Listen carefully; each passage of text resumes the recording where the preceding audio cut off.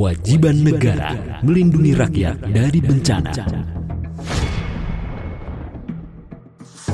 Bencana banjir di Sumatera sudah berlangsung lebih dari 2 pekan sejak akhir November lalu. Pemerintah menyatakan bahwa bencana tersebut sudah berhasil ditangani sendiri.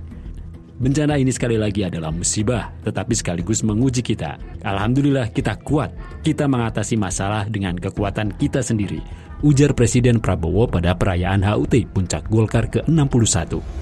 Akan tetapi, fakta di lapangan menunjukkan hal sebaliknya. Sejumlah laporan di lapangan menunjukkan bahwa masih banyak daerah yang belum tersentuh bantuan pemerintah. Hambatan akses, kurangnya koordinasi antar instansi, serta keterbatasan infrastruktur membuat proses penyaluran bantuan tidak merata. Akibatnya, banyak warga di wilayah terpencil terpaksa bertahan tanpa suplai logistik yang memadai, sementara kondisi darurat terus berlangsung. Sejumlah warga terpaksa berjalan kaki selama berhari-hari hanya untuk mendapatkan sedikit makanan. Mereka menembus medan yang rusak akibat bencana. Mereka melewati reruntuhan bangunan, tanah longsor, dan jalan yang terputus. Kondisi ini menunjukkan betapa kritisnya situasi kebutuhan pangan di lokasi terdampak dan betapa tidak meratanya distribusi logistik yang seharusnya dapat segera menjangkau seluruh korban. Gubernur Aceh bahkan menegaskan bahwa sebagian rakyat meninggal bukan karena dampak langsung bencana, melainkan karena kelaparan yang tak tertanggulangi di daerah bencana. Prinsip dasar kepemimpinan negara. Persoalan mendasar dari lambatnya penanganan bencana dan lemahnya keperpihakan pada rakyat sesungguhnya berakar pada cara pandang bernegara dan paradigma kepemimpinan. Banyak pejabat melihat kekuasaan bukan sebagai amanah untuk melindungi dan menyejahterakan rakyat. Mereka memandang kekuasaan sebagai posisi strategis yang dapat dimanfaatkan untuk memperluas jejaring, pengaruh, serta keuntungan politik.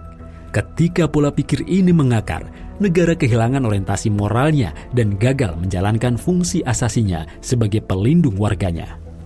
Dalam praktiknya, sistem demokrasi sering terkooptasi oleh kepentingan para pemilik modal. Akibatnya, penguasa sering mendahulukan kepentingan para pemilik modal yang telah menjadi investor politik mereka daripada kepentingan rakyat.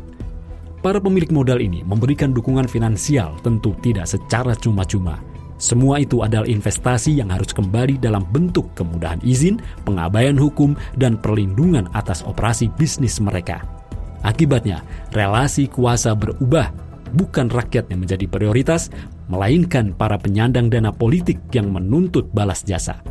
Itulah mengapa pembalakan hutan ratusan ribu bahkan jutaan hektar oleh para pengusaha justru dilegalkan oleh negara. Tak peduli hal itu merugikan banyak rakyat. Bencana banjir akibat penggundulan hutan hanya salah satunya. Wajar jika hingga hari ini belum ada satupun pemilik perusahaan yang diduga menjadi penyebab bencana ditetapkan sebagai tersangka. Penegakan hukum berjalan lambat, penuh tarik ulur, dan cenderung menghindari aktor-aktor besar yang memiliki koneksi kuat dengan elit kekuasaan. Ketidakberanian aparat untuk menyentuh para pemilik modal menunjukkan betapa hukum telah mengalami penyimpangan. Betapa kuatnya pengaruh oligarki dalam menentukan arah kebijakan maupun proses penegakan keadilan. Di sisi lain, anggaran penanggulangan bencana dalam RAPBN 2026 menunjukkan lemahnya prioritas negara dalam melindungi rakyat dari ancaman ekologis yang semakin sering terjadi. Dana untuk lembaga kebencanaan pemerintah hanya dialokasikan sebesar 4,6 triliun rupiah. Jumlah ini tentu sangat kecil jika dibandingkan dengan skala ancaman bencana di Indonesia yang termasuk negara paling rawan bencana di dunia.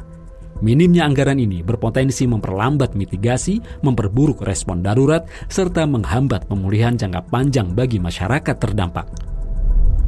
Belajar dari sistem kepemimpinan Islam. Dalam sistem kepemimpinan Islam, yakni khilafah, seorang khalifah wajib mengurus dan menangani korban bencana dengan standar syariah yang jelas dan terukur. Pengelolaan negara bukan sekedar administrasi birokratis, tetapi juga amanah syar'i. Hal ini menuntut pemimpin yang bertakwa serta kebijakan yang berpihak pada keselamatan dan kesejahteraan rakyat. Karena itu, penanganan bencana tidak diserahkan pada mekanisme pasar atau bergantung pada kepentingan politik, melainkan berlandaskan pada ketentuan syariah yang mengikat.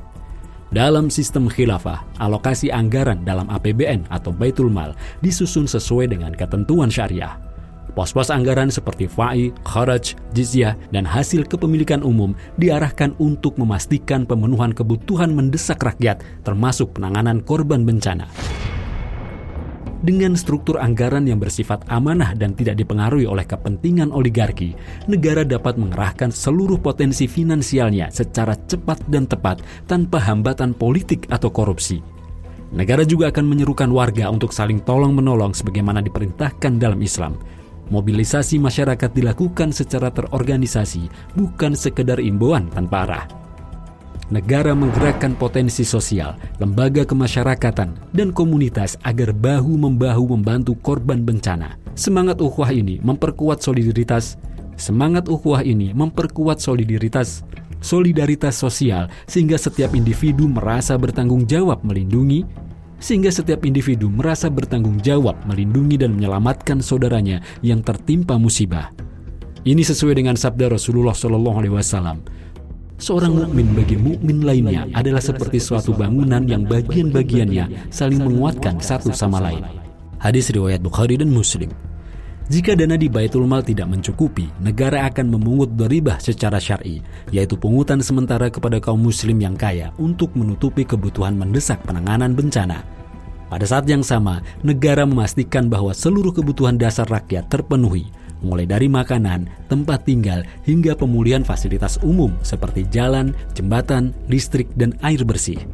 Dengan mekanisme ini, khilafah mampu memberikan respon cepat, terstandar, dan berkeadilan. Dengan itu masyarakat dapat segera bangkit kembali pasca bencana. Cara pandang yang dibentuk oleh Islam dalam bernegara adalah riayah syu'unil ummah, yaitu mengurus dan mengatur urusan rakyat dengan penuh amanah. Negara dalam pandangan Islam bukanlah alat kekuasaan, melainkan institusi yang diwajibkan syariah untuk menjaga kemaslahatan manusia. Allah SWT menegaskan kewajiban pemimpin untuk menegakkan keadilan dan amanah dalam Quran Surat An-Nisa ayat 58, yang artinya, sesungguhnya Allah menyuruh kalian agar menyerahkan amanah kepada yang berhak menerima amanah itu. Jika kalian menetapkan hukum di antara manusia, hendaknya kalian menetapkan hukum itu dengan adil. Kepemimpinan dalam Islam dipahami sebagai tanggung jawab berat, bukan privilege politik. Rasulullah SAW bersabda, imam atau kepala negara adalah pengurus rakyat dan ia akan dimintai pertanggungjawaban atas rakyatnya. Hadis riwayat Bukhari dan Muslim. Hadis ini menegaskan konsep riayah, yakni pemimpin harus berada di garda depan dalam melayani dan melindungi rakyat, serta menghadirkan keamanan dan menjamin pemenuhan kebutuhan mereka. Dengan demikian, arah kepemimpinan ditentukan oleh tuntunan syariah, bukan oleh kepentingan kelompok atau kekuatan oligarki. Hanya syariah Islamlah yang menetapkan mekanisme yang adil dalam mengatur kehidupan, termasuk dalam menghadapi bencana. Dalam Quran Surat Al-Maidah ayat 50, Allah SWT berfirman, apakah hukum jahiliyah yang mereka kehendaki? Sistem hukum siapakah yang lebih baik dari hukum Allah bagi kaum yang yakin? Ayat ini menunjukkan bahwa hukum di luar syariah hanya menghasilkan ketidakadilan, termasuk dalam tata kelola negara, distribusi bantuan dan perlindungan rakyat. Syariahlah yang bisa memastikan negara menjalankan fungsinya sebagai pelindung bagi manusia pada saat aman maupun krisis. Karena itu, umat membutuhkan sistem kepemimpinan yang menerapkan syariah Islam secara menyeluruh dan konsisten. Inilah yang pernah diterapkan selama berabad-abad sepanjang sejarah kekhilafahan Islam dulu. Khilafah Islam bukan sekadar struktur politik, tetapi wujud konkret dari kewajiban menegakkan hukum Allah SWT secara kafah dalam mengatur urusan manusia. Dalam konteks bencana, khilafah akan menggerakkan seluruh potensi negara, baik anggaran, personil, logistik, dan solidaritas masyarakat. Semua itu demi menjaga nyawa dan kehormatan rakyat. Nabi SAW bersabda, kaum muslim itu bersaudara, ia tidak menzalimi saudaranya dan tidak membiarkan saudaranya itu dalam kesusahan. Hadis riwayat Bukhari. Hadis ini menegaskan bahwa negara dalam Islam harus menjadi pelindung utama rakyat. Dengan itu mereka merasa aman dan terayomi dalam kondisi apapun, baik pada masa normal maupun ketika ditimpa bencana. Inilah yang sesungguhnya sangat dibutuhkan oleh rakyat di negeri ini, bukan sistem kepemimpinan khas demokrasi kapitalis sekuler yang pragmatis dan transaksional yang terbukti telah menyengsarakan rakyat. Wallahu a'lam bishawab.